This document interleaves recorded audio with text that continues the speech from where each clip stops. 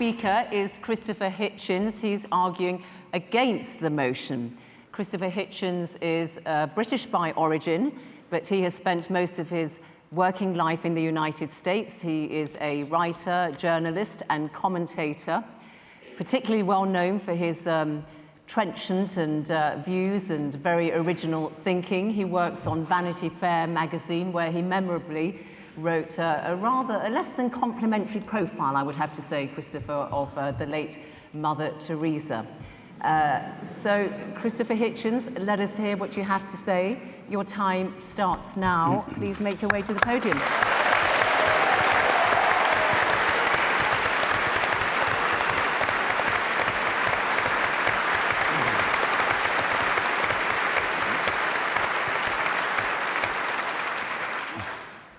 Well, Your Grace, ladies and gentlemen, brothers and sisters, and Zainab, who did something that I almost never have had experienced before, paid a compliment to my shirt before we came on tonight, which I was able to return by pointing to hers, which you're feasting your eyes on now, and saying, I once saw Norman St. John Stevas, now Lord Stevas of Fawley, wearing a shirt just like that on the television. And he was asked by his interviewer, gosh, what a lovely shirt, where did you get it? And Stevas said, do you really like it? He said, I call it sort of crushed cardinal. I might add, in the spirit of fraternity, which I'm sure will inform this entire soiree, that the mere existence of Lord Stevas of Fawley is testimony to the breadth of the church. Now, I'm sorry, though, to have to begin by disagreeing with His Grace. If you're going to be a serious grown-up person and appear to defend the Catholic Church in public in front of an educated and literate audience, you simply have to start by making a great number of heartfelt apologies and requests for contrition and forgiveness. Now, you might ask, you're fully entitled to ask, brothers and sisters, who am I to say that? Well, in the Jubilee Millennium Year of 2000, the Vatican spokesman, Bishop Piero Marini, said, explaining a whole sermon of apology given by His Holiness the Pope that was supposed to cover the entire history of the Church in its Jubilee year, that, I'll quote Bishop Marini directly, he said, given the number of sins we've committed in the course of 20 centuries, reference to them must necessarily be rather summary. Well, I think Bishop Marini had that just about right. I'll have to be summary too. But I think he said just about the least of it.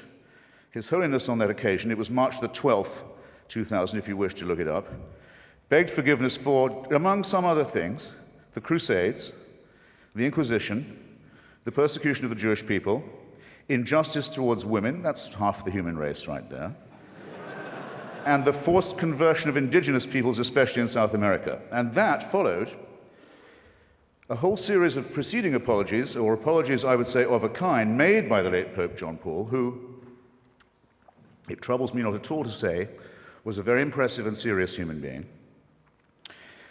It followed no less than 94, count them, public recognitions on his part of appalling crime and error and cruelty and stupidity and offenses to the free intelligence, ranging from, I shall be summary, like Bishop Marini, the African slave trade, apologized for in 1995, the admission that Galileo was right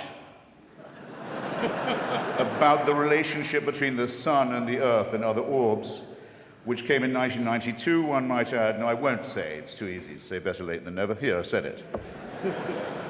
To violence and torture, legalized torture. Torture was legalized and institutionalized by the Roman pontiff during the Counter-Reformation. That came in 1995. And for silence during Hitler's final solution, or Shoah, as well as, in 1999, coming in just under the Millennium Jubilee wire, an apology for the burning alive in the main square of Prague of the great Czech Protestant Jan Hus. Since that big fiesta of forgiveness that began in, well, culminated, I might say, in 2000, fiesta of forgiveness, fiesta of asking for it, the papacy is also asked to be forgiven for the sack of Constantinople and the massacre of Byzantine Christianity in April 1204 as part of the Fourth Crusade, the anathema on all Eastern Orthodox Christians as unbelievers heretics and people dwelling outside the health of the church was lifted only in 1964. I call your attention to that. He also expressed sorrow about the murder and forced conversion of Serbian Orthodox Christians in the Balkans during the Second World War. And it doesn't end there. There are smaller but significant, equally significant, avowals of a very bad conscience. These have included regret for the rape and the torture of orphans and other children in church-run schools in almost every country on earth, from Ireland to Australia.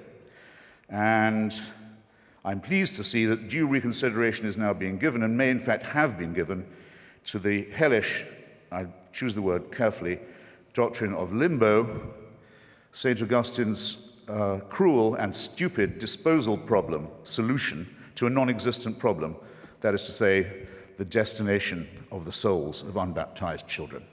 Up until now, Catholic parents have been taught that's where their unbaptized children went, a form of torture that's sometimes worse than the physical. Now it seems that this piece of Augustinian sadism is undergoing reconsideration as well. But remember, this is from a church that, on the whole, cannot err. We still await a more direct admission. For example, I give some suggestions of my own while we're at it. I would like them to take back the Concordat made with Adolf Hitler, the first treaty he ever signed, giving the church a monopoly over education in Germany in exchange for the dissolution of the Catholic Centre Party, to give the Nazi Party a clear run. I'd have apologized for the Lateran Pact with Mussolini, myself, also the first treaty ever signed by that fascist dictator. I would also think I'd want to reconsider the fact that Father Tiso, head of the Nazi puppet state in Slovakia, was a priest in holy orders, that the Croatian fascist puppet state, the Ustaša state of Ante Pavelić, was also operating under full clerical protection and disguise, as was the regime of General Franco and the dictator Antonio Salazar. And I really think I would beg forgiveness for this. I don't think the German church should have asked Hitler's birthday to be celebrated from the pulpit every year until he died. These are very serious matters, and they're not to be laughed off by references to the occasional work of Catholic charities. But I draw your attention not just to the apologies, ladies and gentlemen, but to the evasive and euphemistic form that they take. Joseph Ratzinger, the current Pope, considered by some, by Catholics, to be the Vicar of Christ on earth, says of the Indians who were massacred in the course of conversion in Brazil, after the apology had been made to them, he said, nonetheless, it must be remembered that before we came to convert them, they were silently awaiting the arrival of the church. I don't think that's a very genuine kind of apology to you. In his comment, one of the few he's made on the institutionalization of rape and torture and maltreatment of children in Catholic institutions, he said, it's a very severe crisis which involves us, he said, in the following: in the need for applying to these victims the most loving pastoral care. Well, I'm sorry. They've already had that. And to say that this is the responsibility laid upon you by the horrific admission that you've already had to make is not accepting responsibility in any adult sense. When I say child abuse was institutional, how dare I say so? How can I prove it? How can I prove such a thing? Well, I'll ask His Grace, and I'll ask Anne Widdecombe. Where is Cardinal Bernard Law now? Where is he? Where is the Cardinal Archbishop of Boston, whose resignation was indignantly demanded, finally, by 50 members of the church and by the whole laity of Massachusetts, who also demanded his prosecution for the promotion and protection and covering up and apology for and defense of people whose crimes against children are too revolting to specify. And he's not in the jurisdiction of Massachusetts now, as perhaps you know. He's the Supreme Vicar of the Church of Santa Maria Maggiore in Rome, personally appointed by the Pope to that as well as many other important sinecures. And in 2005, this man, a fugitive from justice and from complicity in the filthiest crime that it's possible for a human being to imagine, was one of those voting in conclave to decide who the next Vicar of Christ on earth will be. I don't know. I think I'd like to hear a bit more shame about this. I think I'd like to see a bit more confrontation with the reality of the business. Now, this is a serious question, as I've said, And Widdicombe very often, rightly, in my opinion, attacks the climate of moral relativism and of anything goes that can very well be the handmaiden of postmodernist hedonistic culture. I very often am glad that she points these things out. But the rape and torture of children is not something to be relativized. It's not something to be excused as a few bad priests. It's certainly not to be